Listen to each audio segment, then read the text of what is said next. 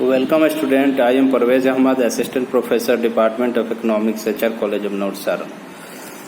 आज हम डिस्कस करने जा रहे हैं BA part 1 economics subsidiary student के लिए और इकोनॉमिक्स जो इंटरमीडिएट क्लास के जो छात्र हैं उनके लिए, और चाहे माइक्रो इकोनॉमिक्स पेपर पढ़ने वालों के लिए बहुत ही इम्पोर्टेंट टॉपिक का नाम है सेविंग इन्वेस्टमेंट।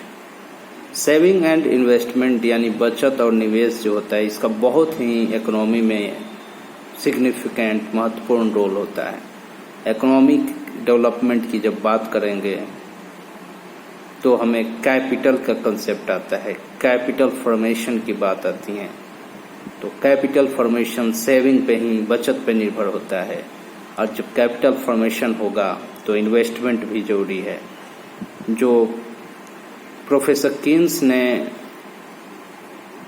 या कीन्स के पहले वाले इकोनॉमिस्ट ये मानते थे कि सेविंग और इन्वेस्टमेंट ऑलवेज इक्वल नहीं होता है, बराबर नहीं होता है। लेकिन प्रोफेसर कीन्स ने साबित किया कि सेविंग और इन्वेस्टमेंट हर हालत में इक्वल होता ही है। तो उस कैसे ये हम डिस्कस करेंगे।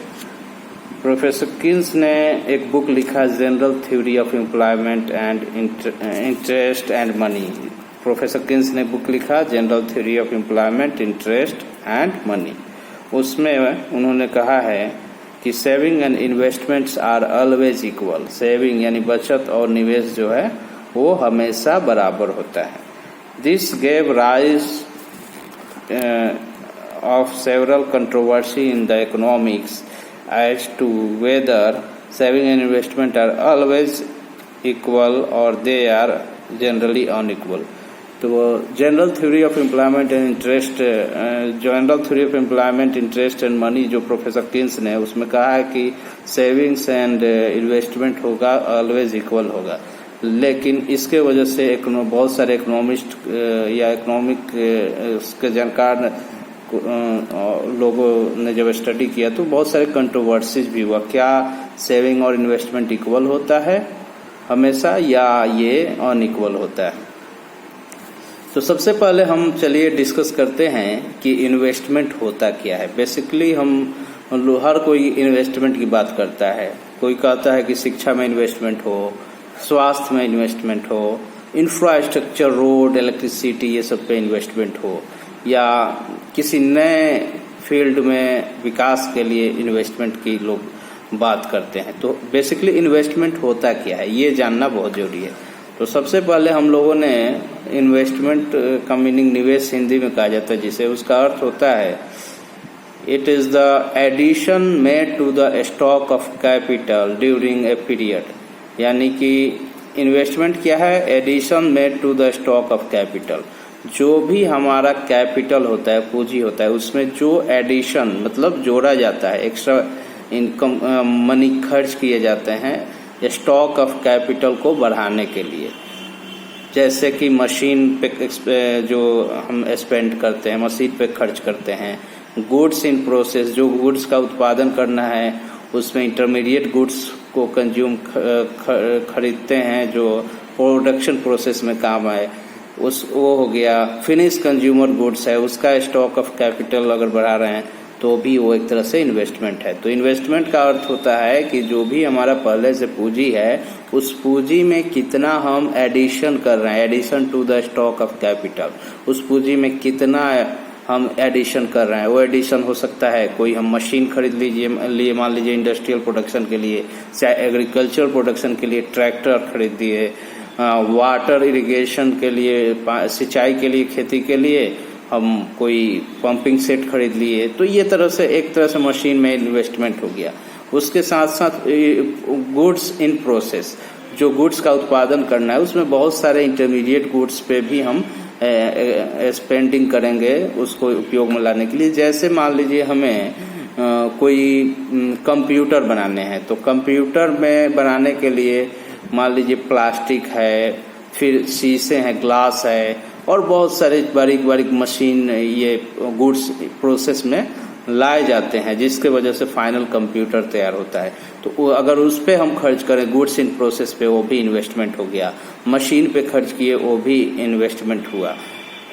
और उसके अलावा फिनिश्ड कंज्यूमर गुड्स पे भी हम एक्सपेंडिचर करते हैं, वो भी इन्वेस्टमेंट में आता है। तो यहाँ क्लियर हो गया इन्वेस्टमेंट क्या है। Investment is the addition to the stock of capital and stock of capital is known as the suppose that we are going to spend our money for the purchasing machines, technology, process goods and final consumer goods, finished consumer goods जो हमारे उत्पादन में help करे, तो वो एक तरह से इन्वेस्टमेंट होता है। इन्वेस्टमेंट का सिंपल मीनिंग है निवेश। निवेश का अर्थ हुआ कि जो भी हमारा पहले का पूंजी है, कैपिटल है, उसमें कितना हम नया एडिशन कर रहे हैं, तो इन्वेस्टमेंट कहा गया है। When in a certain year there is net addition to the stock of capital, investment is said to have taken place। मान लीजिए किसी निश्चित समय में, निश्चित ईयर में या किसी दिए हुए वर्ष में स्टॉक ऑफ कैपिटल में एडिशन किया जा रहा है, यानी कुछ नया जोड़ा जाता है, तो उसको इन्वेस्टमेंट के नाम से हम जानते हैं। It is worth mentioning here that by investment we do not mean the stock of capital, यानी कि इन्वेस्टमेंट का अर्थ ये नहीं है कि कितना स्टॉक ऑफ कैपिटल है, हो सकता है वो कैपिटल पहले का भी हो, लेकिन इन्वेस्टमेंट में एडिशन होना चाहिए, addition to the stock of capital, not only stock of capital, यानी सिर्फ पूंजी पहले का है उसको हम इन्वेस्टमेंट कहेंगे। इन्वेस्टमेंट मतलब नया क्या हम जोड़ रहे हैं अपने प्रोडक्शन प्रोसेस को इजी बनाने के लिए, प्रोडक्शंस बढ़ाने के लिए, या न्यू टेक्नोलॉजी में कितना खर्च कर रहे हैं नया, पहले का तो है वो है ही, उसमें कितना वृद्धि कर रहे हैं या घटा रहे हैं, तो घटाएंगे तो डिसइन्वेस्टमेंट होगा, बढ़ाएंगे तो इन्वेस्टमेंट होगा। लेकिन इन्वेस्टमेंट का कंसेप्ट प्रोडक्शन से है, ना कि डायरेक्ट फाइनल कंजम्पशन गुड्स को हम खा गए, तो जैसे रोटी खरीदे खा गए, ये इन्वेस्टमेंट नहीं है, ये कंजम्पशन है। इन्वेस्टमेंट मतलब होता है हम कोई भी चीज़ का उत्पादन करें तो उसमें हम जो भी स्टॉक ऑफ कैपिटल पहले का पूंजी है उसमें कितना वृद्धि कर रहे हैं, नया पूंजी बना रहे हैं। जैसे बिल्डिंग खरीद लिए, मशीन खरीद लिए, टेक्नोलॉजी खरीद लिए, इंटरमीडिएट गुड्स खरीदे प्रोडक्शन के लिए। मान लीजिए अगर कोई फैक्ट्री है कुछ बनाता है, मान लीजिए 4 व्हीलर गाड़ियाँ भी, तो बहुत सारी गाड़ियाँ जो होता है कि डायरेक्ट गाड़ी का प्रोडक्शन सारे उसका जो इनपुट है वो खुद प्रोडक्शन नहीं करते, लेकिन बाय पार्ट वो अलग अलग चीज़ें अलग अलग कंपनी से खरीद कर असेंबल करते हैं, एक जगह करते हैं और फाइनल एक गाड़ी तैयार होती है। तो एक तरह से जो इंटरमीडिएट गुड्स है उस पर भी खर्च करें तो इन्वेस्टमेंट है। फिनिश्ड कंज्यूमर गुड्स पे अगर हमें इंडस्ट्रियल प्रोडक्शन में काम है तो उसको भी इन्वेस्टमेंट कहते हैं। अब बात करते हैं कि investment is a flow concept है, यानी इन्वेस्टमेंट जो है एक फ्लो का कंसेप्ट है, स्टॉक का नहीं है। फ्लो मतलब जो बहता रहे, बढ़ता रहे। फ्लो जानते हैं जैसे पानी फ्लो करता है, वैसे इन्वेस्टमेंट भी फ्लो करेगा। तो इन्वेस्टमेंट एक फ्लो का कंसेप्ट है, स्टॉक का नहीं है। Addition to the stock of capital is made through the flow of investment. और स्टॉक ऑफ कैपिटल में एडिशन कब होगा? जब हम इन्वेस्टमेंट का फ्लो करें, मतलब बढ़ाएं। In every year stock of capital expands through net investment. हर साल अगर स्टॉक ऑफ कैपिटल को बढ़ाना है तो हमें इन्वेस्टमेंट करना होगा। अब बात करते हैं सेविंग क्या है, क्योंकि इन्वेस्टमेंट समझ गया, investment is the addition to the stock of capital is known as the investment. यानी इन्वेस्टमेंट एक प्रक्रिया है जिसके तहत हम जो भी हमारी पूंजी है उसके स्टॉक में वृद्धि करते हैं। यानी कि मशीन खरीद लिए, प्रोडक्शंस के लिए बिल्डिंग्स बनाए या खरीदे, कंस्ट्रक्ट किए, या मान लीजिए इंटरमीडिएट गुड्स पे इन्वेस्टमेंट किए, तो ये सब इन्वेस्टमेंट का पार्ट्स हो गया जिससे हमें नए प्रोडक्ट को प्रोड्यूस करने में हेल्प कर रहा है। अब बात करते हैं सेविंग क्या है। इन्वेस्टमेंट जो है एक फ्लो कंसेप्ट है, यानी वो आगे बढ़ता रहता है फ्लो के रूप में। अब सेविंग बचत, हर लोग कहते हैं इन्वेस्टमेंट है, इन्वेस्टमेंट तो वही कर सकता है जो सेविंग किया हो। देश के इकोनॉमी में इन्वेस्टमेंट कब होगा? जब हमारे पास बचत होगा। बचत होगा तभी हम सेव करेंगे यानी पूंजी निर्माण प्रक्रिया होगी। जब पूंजी निर्माण होगा तो इन्वेस्टमेंट अपने आप बढ़ेंगे। तो पहले हमें ये मालूम है इन्वेस्टमेंट क्या है, अब मालूम करना है सेविंग क्या है, बचत क्या है। बचत के और हम जानते हैं कि बैंक में बचत किए जाते हैं, पैसे जमा किए जाते हैं, या अपने पास लोग आगे की आवश्यकताओं की पूर्ति के लिए जो पैसा बचा लेते हैं इनकम से और रखते हैं, उसको सेविंग का रूप माना जाता है।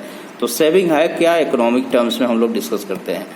Saving we mean the part of the income which has not been spent or on the consumer goods and services। यानी कि सेविंग का अर्थ ये हुआ कि जो आय है उसका वह पार्ट, वह भाग जिससे हम खर्च नहीं करते हो किस पे, कंज्यूमर गुड्स और सर्विसेज पे। कंज्यूमर गुड्स क्या होता है, ये फाइनल फिनिश्ड गुड्स होता है जिससे हम लोग डायरेक्ट अब कंज्यूम करके नष्ट कर देते हैं उसके यूटिलिटी को। जैसे हमें भूख लगा, रोटी खा लिए तो रोटी की यूटिलिटी तो खत्म हो गई, हमारा भूख सेटिस्फाई हो गई, ये कंज्यूमर गुड्स है। कपड़े डायरेक्ट हम पहन लिए खरीद कर, वो हो गया कंज्यूमर गुड्स। यानी कि डायरेक्ट फाइनल गुड्स को कंज्यूमर गुड्स कहा जाता है, जो आगे के इंडस्ट्रियल प्रोडक्शंस या में उपयोग में एज इंटरमीडिएट गुड्स ना लाए जाते हो, वो कंज्यूमर गुड्स हुआ। तो कंज्यूमर गुड्स और सर्विसेज पे हम डायरेक्ट अगर खर्च ना करें, जो पैसे अपने जो भी मनी इनकम है, हमारा आय है, उसका वह भाग जिसे हम कंजम्पशन गुड्स एंड सर्विसेज पे खर्च ना करते हो, वो एक तरह से सेविंग यानी बचत माना जाता है। यानी अपने मनी को हम कंज्यूमर के रूप में सारी चीज कंज्यूम ना करके उसको बचा लिए, वो सेविंग हो गया। Saving is the difference between income and consumption expenditure. तो सेविंग क्या हो गया, इनकम और कंजम्पशन का डिफरेंस होता है। मान लीजिए इनकम वाई है और कंजम्पशन हम सी कर रहे हैं, तो सेविंग क्या होगा, सेविंग बराबर इनकम माइनस कंजम्पशन। तो इनकम है वाई, कंजम्पशन है सी, तो एस यानी सेविंग बराबर वाई माइनस सी, जहाँ y is the income of the consumer, c is the consumption या expenditure of the consumer on the goods and services for the consumption, and s is the saving। तो s बराबर y minus c, तो saving is equal to income minus consumption। It is worth noting that in consumption expenditure all type of expenditure are not included। लेकिन ये भी समझना होगा कि जितने भी कंजम्पशन हम कर रहे हैं, वो सारे कंजम्पशन जो जितने भी खर्च करते हैं कंजम्पशन पे, वो सारे चीज़ें एक तरह से नॉट इंक्लूड नहीं किए जाते हैं कंजम्पशन में। कुछ एक्सपेंडिचर जो है हमारा खर्च तो होंगे, लेकिन वो क्या है, कंजम्पशन नहीं माना जाएगा। If an individual spends a part of his income on providing irrigation facilities, on buying goods and machinery, then that expenditure is not the consumption expenditure। यानी कि मान लीजिए कि आप कोई चीज़ खर्च कर रहे हैं किस पे, इरिगेशन फैसिलिटी, यानी कि खेतों में इरिगेशन के लिए फैसिलिटी प्राप्त करने के लिए जो खर्च करेंगे वो कंजम्पशन नहीं है। टूल्स एंड मशीनरी अगर खरीद रहे हैं, वो भी एक तरह से कंजम्पशन एक्सपेंडिचर में नहीं आता है। Then that expenditure is not the consumption expenditure. यानी मशीन खरीद लिए, इरिगेशन फैसिलिटीज डेवलप कर रहे हैं, टूल्स एंड मशीन्स खरीद लिए, तो ये सब एक्सपेंडिचर जो है कंजम्पशन एक्सपेंडिचर नहीं आता है। इसको हम दूसरे तरफ से इन्वेस्टमेंट एक्सपेंडिचर में डाल सकते हैं। तो ये हर खर्च हमारा कंजम्पशन नहीं होता है, ये हमें समझना होगा। In order to obtain the saving, we have only to deduct the consumption expenditure from the income and not the investment expenditure। अगर हमें मालूम करना है कि सेविंग क्या है, सेविंग को प्राप्त करना है मैथमेटिकल फार्मूला से, तो सेविंग प्राप्त करने के लिए हमें नेशनल नहीं, मान लीजिए इंडिविजुअल लेवल पे हम अपने इनकम में से कंजम्पशंस को माइनस करेंगे, एक्सपेंडिचर को नहीं। एक्सपेंडिचर पे जो स्पेंडिंग या एक्सपेंडिचर होता है वो इन्वेस्टमेंट का रूप होता है, तो इन्वेस्टमेंट को हम इनकम से माइनस नहीं करेंगे। इन्वेस्टमेंट एक तरह से खुद इनकम क्रिएट करता है, तो इसीलिए saving is equal to income minus consumption only, not investment, income minus consumption. ठीक है। In order to obtain the saving, ये तो हो गया। When an individual makes investment expenditure, he is deemed to spend his saved income on investment. अगर एक individual अपना income को खर्च कर रहा है इन्वेस्टमेंट एक्सपेंडिचर के रूप में, तो ये माना जाता है वो इन्वेस्टमेंट कर रहा है, सेविंग नहीं कर रहा है। जो सेविंग किया था उसमें से वो एक्सपेंडिचर कर रहा है इन्वेस्टमेंट पे। फॉर एग्जाम्पल, मान लीजिए कि एक किसान है जो उसका एनुअल इनकम 10,000 रुपये है और उस 10,000 इनकम में से 6,000 रुपया कंज्यूमर गुड्स एंड सर्विसेज पे वो खर्च कर रहा है, तो सेविंग कितना हो गया? 10,000 माइनस 6,000 बराबर 4,000 रुपये। तो क्लियर हो गया। If Y represent national income and C is the total consumption of the country, then the saving of the country will be Y minus C. यानी कि जो सेविंग होगा वो इनकम में से कंजम्पशन माइनस करेंगे तो निकलेगा Y S equal to Y minus C. मान लीजिए वाई एक देश का नेशनल इनकम है, सी टोटल कंजम्पशन है देश का, तो टोटल सेविंग देश का कितना होगा? सेविंग बराबर इनकम माइनस कंजम्पशन, यानी एस बराबर वाई माइनस सी। अब बात करते हैं कि क्या सेविंग और इन्वेस्टमेंट दोनों बराबर हो सकते हैं, इसको समझते हैं। Some post-Keynesian economists were of the view that saving and investment are generally not equal. यानी प्रोफेसर किन्स के प्री केनेजियन इकोनॉमिस्ट का ये मानना था।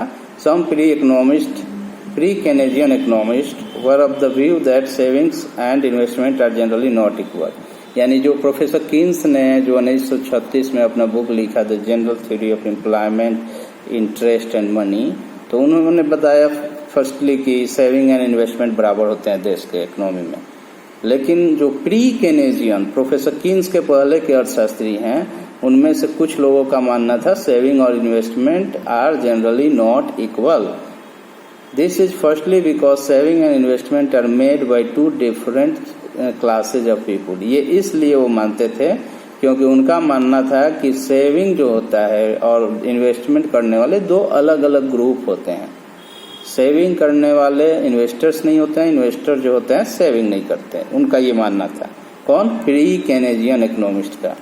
While investment is undertaken by the entrepreneur class of the society, यानी कि उनका मानना था कि जो इन्वेस्टमेंट होता है वो जो बड़े बड़े एंटरप्रेन्योर यानी बिजनेसमैन है वही करते हैं, आम पब्लिक सिर्फ सेविंग करती है। तो बहुत बड़े बिजनेसमैन जो है वही इन्वेस्टमेंट करते हैं, इसीलिए वो कह रहे हैं कि दोनों इक्वल नहीं हो सकता। किसने कहा? प्री केन्स यानी प्रोफेसर किन्स के पहले के अर्थशास्त्रियों, सभी अर्थशास्त्री कुछ अर्थशास्त्रियों का मानना है।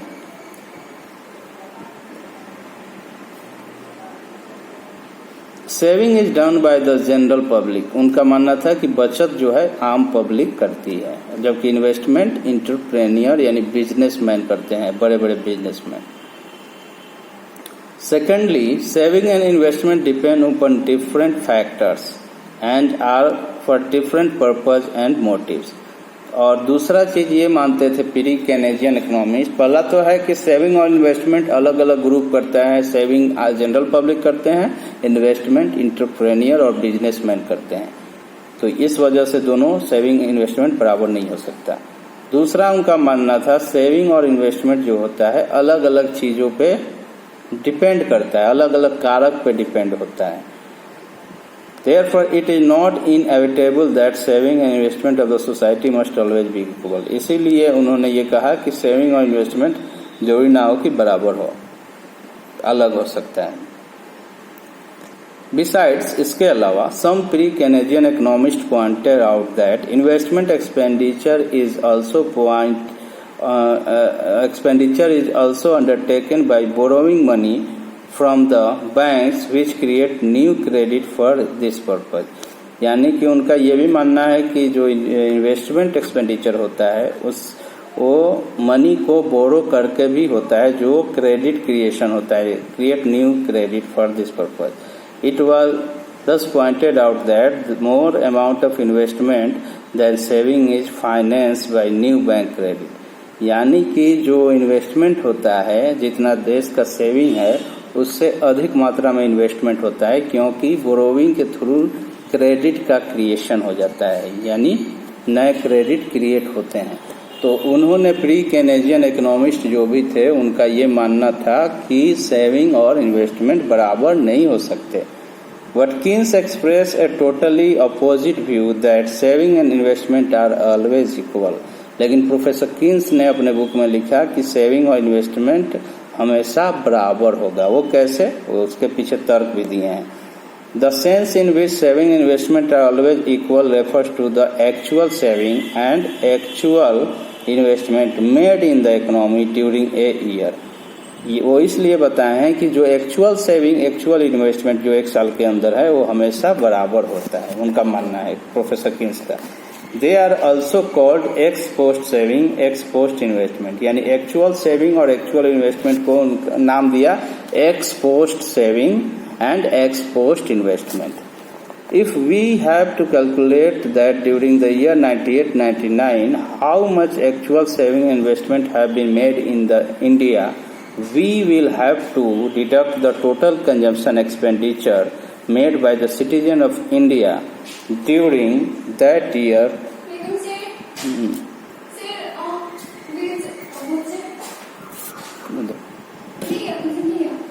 तब होंगे बाहर देख लेना। तो सेविंग और इन्वेस्टमेंट इसीलिए बराबर उन्होंने कहा है होगा।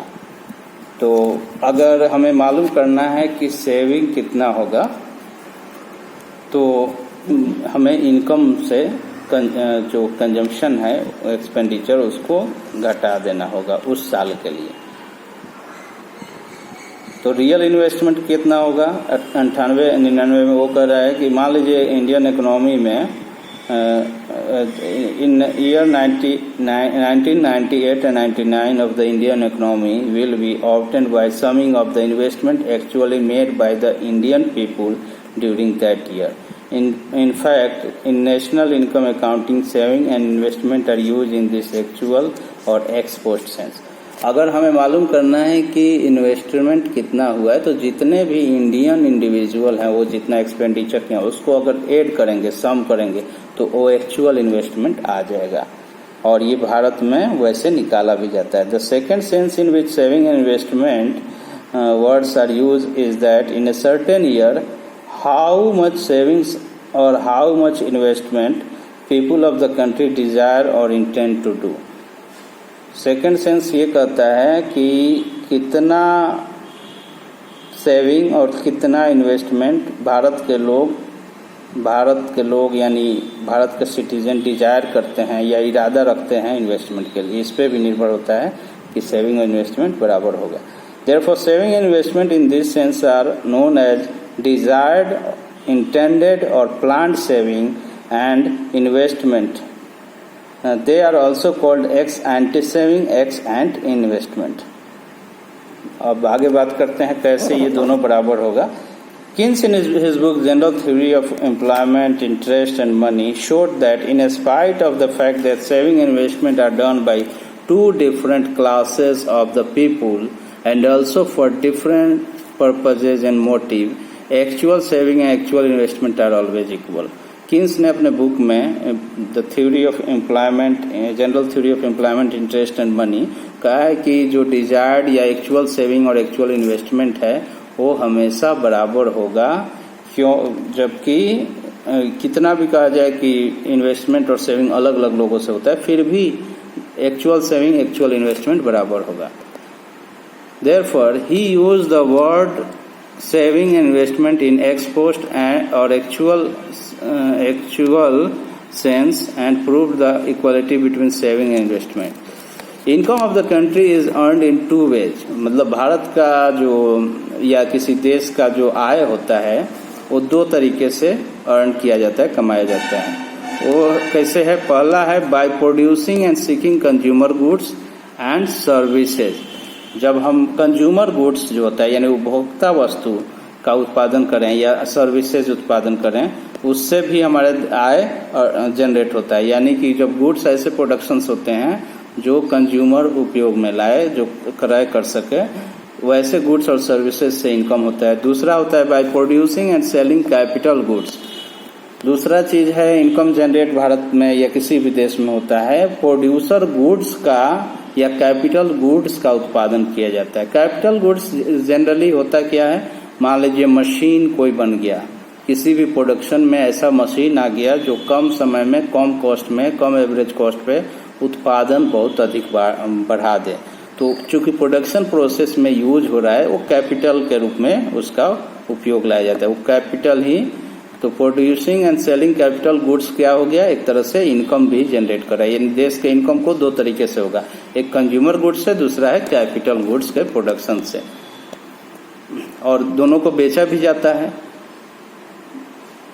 National income of a country composes of the value of consumer goods and services and the value of capital goods। तो अब हम कह सकते हैं नेशनल गुड्स देश का दो टाइप के गुड्स से होता है, वो कंज्यूमर गुड्स और कैपिटल गुड्स। इसीलिए जब हम बात करेंगे national income is equal to क्या होगा, तो total consumption plus total investment, यानी कंजम्पशन जो कंज्यूमर गुड्स होगा उसका कंजम्पशन होगा, उसका वैल्यू जो होगा वो कंजम्पशन हो गया, और इन्वेस्टमेंट जो है कैपिटल गुड्स पे जो खर्च लोग करेंगे वो इन्वेस्टमेंट गुड्स का से इनकम आया। तो नेशनल इनकम बराबर कितना हो जाएगा, कंजम्पशन प्लस इन्वेस्टमेंट। इसलिए y equal to C plus I, जहां y का अर्थ होता है नेशनल इनकम और c for the consumption and i for the investment, यानी y equal to C plus I.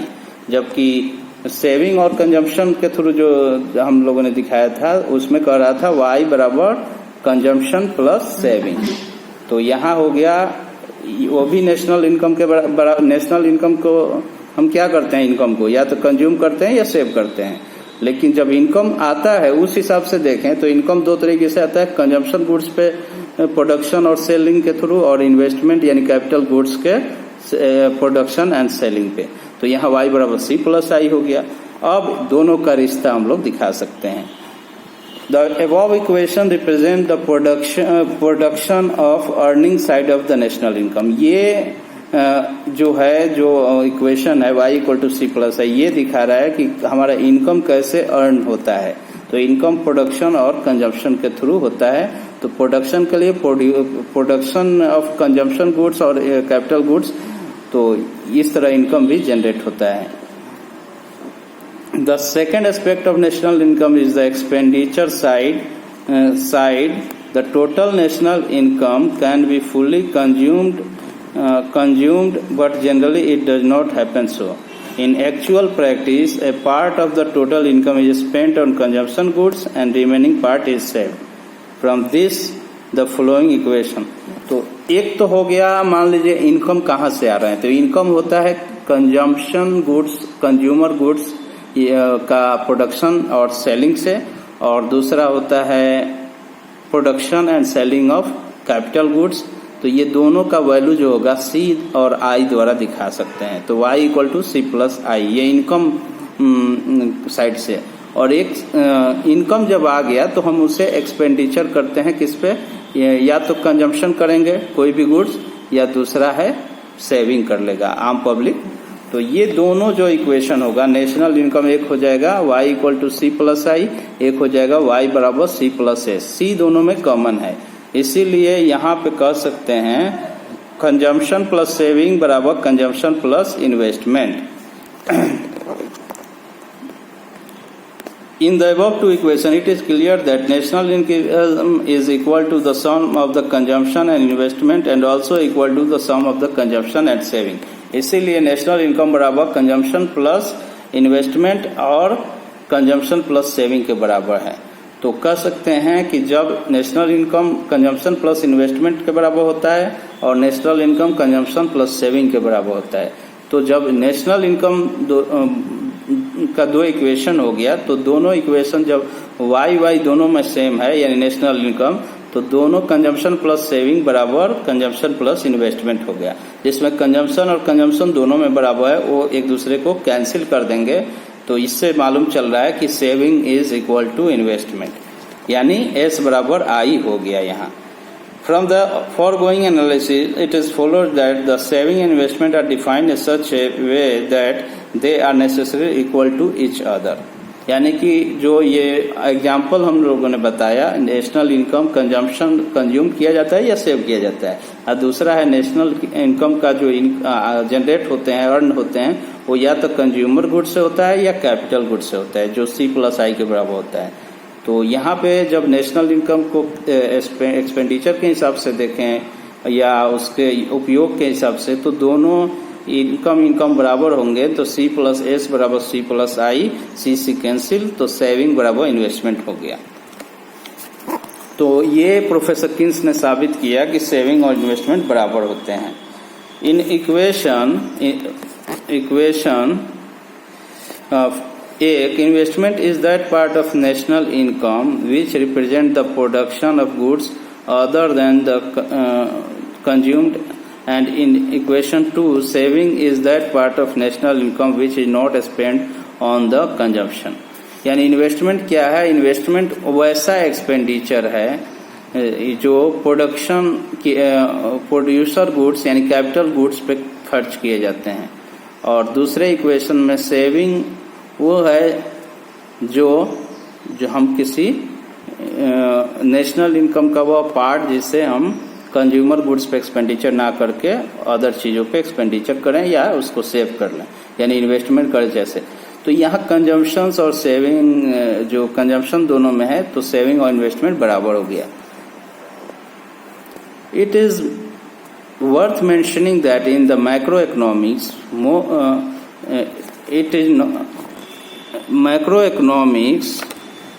it is not refer to the saving investment by individual but they refer to the saving and investment। यानी कि जब macro economics की बात करेंगे तो saving और investment individual का नहीं, वो देश के इकोनॉमी का सेविंग एंड इन्वेस्टमेंट होता है, होल कम्युनिटी और इकोनॉमी का होता है। Saving and investment by an individual can differ but in the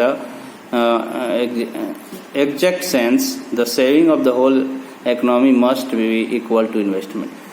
हाँ, यहाँ देखिए एक चीज़ जानना है, अगर हम इंडिविजुअल माइक्रो लेवल पे देखते तो इंडिविजुअल का सेविंग और इन्वेस्टमेंट अलग हो सकता है, लेकिन as a whole aggregate study हम चूंकि माइक्रो इकोनॉमिक्स में करते हैं तो देश के लेवल पे सेविंग और इन्वेस्टमेंट हमेशा बराबर होगा। ये प्रोफेसर किन्स ने साबित किया अपने book the general theory of employment, interest and money, जिसे एक तरह से कहते हैं कि इकोनॉमिक ग्रेट डिप्रेशन के बाद जो क्लासिकल इकोनॉमिस्ट का जो मानना था कि supply creates its own demand, तो उसके हिसाब से तो there will be always full employment, तो उसके हिसाब से तो आर्थिक मंदी आना ही नहीं चाहिए था, जब जितना सप्लाई होगा उतना डिमांड होगा। तो प्रोफेसर किन्स ने ही जो सेकेंड वर्ल्ड वार और फर्स्ट वर्ल्ड वार के बीच आर्थिक मंदी जो आई थी, तो उस बीच में उन्होंने साबित किया कि there is no always supply creates its own demand, क्योंकि लोगों में सेविंग की हैबिट होती है, बचत की हैबिट होती है। जब बचत होगी तो वो कंज्यूमर गुड्स को कंज्यूम नहीं करेंगे, जब कंज्यूम नहीं करेंगे यानी कि डिमांड नहीं होगा तो प्रोडक्शन नहीं होगा, प्रोडक्शन नहीं होगा तो इन्वेस्टमेंट नहीं होगा, तो अनएम्प्लॉयमेंट क्रिएट होगा देश में। तो there will be no always full employment, professor Keynes ने कहा। क्लासिकल इकोनॉमिस्ट के हिसाब से कि कोई प्रॉब्लम नहीं होगा इकोनॉमी में, जो सप्लाई हो रहा है वो डिमांड हो जाएगा और हर इकोनॉमिक फैक्टर से प्रोडक्शन क्या है, फुल एम्प्लॉयमेंट पाएंगे। लेकिन प्रोफेसर किन्स ही थे, उन्होंने उसको काट किया और कहा कि ग्रेट डिप्रेशन इसलिए होता है क्योंकि हमेशा जितना सप्लाई हो रहा है उतना डिमांड हो जरूरी नहीं है, क्योंकि लोगों को सेविंग की आदत होती है, बचत की आदत होती है। तो अपने मनी इनकम को हो सकता है सेविंग कर लें और एक्सपेंडिचर ना करें गुड्स और सर्विसेज पे एज ए कंज्यूमर, तो वहाँ पे डिमांड उस टाइम कम हो जाएंगे, तो फुल एम्प्लॉयमेंट भी नहीं होगा, यानी बेरोजगारी बढ़ेगी। तो और इस आज के हम लोगों डिस्कशन में सेविंग और इन्वेस्टमेंट को इक्वल साबित किया। देश के लेवल पे सेविंग और इन्वेस्टमेंट ऑलवेज इक्वल होता है। तो सेविंग और इन्वेस्टमेंट जनरली डिपेंड करता है बहुत सारे फैक्टर्स पे, जैसे इंटरेस्ट रेट पे, सेविंग पे कितना इंटरेस्ट चल रहा है। इन्वेस्टमेंट के लिए अगर इंटरेस्ट रेट कम होगा तो इन्वेस्टमेंट बढ़ जाएगा, अगर इंटरेस्ट रेट हाई होगा इन्वेस्टमेंट कम होकर सेविंग बढ़ेगा। तो ये बहुत सारे फैक्टर्स है, उसको हम लोग डिस्कस नहीं कर रहे हैं, लेकिन आज हम लोगों ने डिस्कस किया सेविंग और इन्वेस्टमेंट कैसे इक्वल होता है। Now the question is why ex post saving and investment are always equal. अब क्वेश्चन हो रहा है कि सेविंग और इन्वेस्टमेंट हमेशा इक्वल क्यों होता है। For instance the more investment is undertaken by the entrepreneur, how saving becomes equal to this larger investment, and if the saving falls, how the investment will equal to the smaller saving. मान लीजिए कि अगर investment अधिक हो रहा है saving से, तो ये क्यों होता है, या इन्वेस्टमेंट अगर सेविंग से अधिक है तो सेविंग इन्वेस्टमेंट के बराबर कैसे होगा। अगर सेविंग गिर रहा है तो इन्वेस्टमेंट सेविंग के बराबर गिर कर कैसे होगा। In this connection, it is worth mentioning that following modern economics include the addition of inventories of the consumer goods investment. When saving increases, it implies that consumption will be less. इसमें modern economics कहते हैं अगर saving बढ़ता है इसका मतलब है कि इन्वेस्टमेंट कम होता है। The decline in the consumption result in the addition to the inventories of the consumer goods. लेकिन जब सेविंग कंजम्पशन कम होगा तो यानी कि जो इन्वेंट्री गुड्स जो होगा कंज्यूमर गुड्स उसका एडिशन हो जाएगा। जो भी प्रोडक्शन हुआ होगा, मान लीजिए कंजम्पशन कम हो रहा है यानी सेविंग ज़्यादा हो रहा है, तो सेविंग जब ज़्यादा होगा तो इन्वेस्टमेंट कम हो गया। तो यहाँ पे इन्वेस्टमेंट कम हुआ तो एक्चुअल इन्वेस्टमेंट कम नहीं होगा, addition to the stock of capital. जो भी गुड्स प्रोड्यूस हुआ है, सेल नहीं भी हुआ तो रख दिया जाएगा, तो एक तरह से स्टॉक ऑफ कैपिटल के रूप में वो गुड्स अनसोल्ड गुड्स रहेगा, तो वो addition to the stock of capital यानी इन्वेस्टमेंट हुआ। तो यहाँ पे भी कंजम्पशन कम होने पे भी सेविंग बढ़ने की वजह से भी इन्वेस्टमेंट बढ़ जाता है। तो इसीलिए सेविंग और इन्वेस्टमेंट इक्वल होगा हर हाल में। तो इसी के साथ इस टॉपिक को आज खत्म कर रहे हैं। इसका उपयोग बहुत ज़रूरी है, बहुत इम्पोर्टेंट है सेविंग और इन्वेस्टमेंट को समझना, कैसे सेविंग इन्वेस्टमेंट इक्वल होता है। मान लीजिए कि कंजम्पशन जो कंज्यूमर है कंजम्पशन कम कर रहे हैं, सेविंग ज़्यादा कर रहे हैं, तो गुड्स एंड सर्विसेज का जब सेल्स नहीं होगा तो जाहिर सी बात है जो गुड्स प्रोड्यूस हुआ है वो बिकेगा नहीं, तो इन्वेस्टमेंट अपने आप कम हो जाएगा।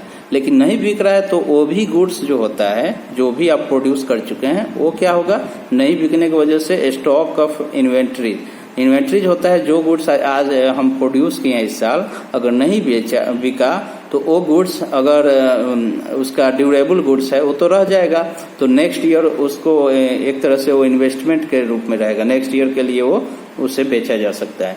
तो सेविंग बढ़ने की वजह से जो डिमांड कम हुआ था, कंजम्पशन कम हुआ था गुड्स का, वो addition to the stock of capital indirectly हो जा रहा है देश में, क्योंकि वो फ्यूचर में फिर बिक जाएगा वही गुड्स। तो एक तरह से एडिशन टू द स्टॉक, जो भी कैपिटल है उसमें एक तरह से उसको इन्वेंट्रीज के रूप में रखा जाएगा, अवेलेबल रहेगा स्टॉक में। तो ये तो इन्वेस्टमेंट में क्या है, addition to the stock of capital, तो वहां भी वो एक तरह से एडिशन हो गया इन्वेस्टमेंट में।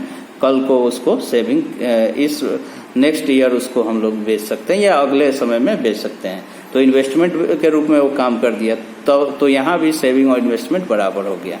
इसी के साथ इस टॉपिक को खत्म कर रहे हैं। नेक्स्ट क्लास में अगला कोई टॉपिक पढ़ेंगे। Thank you.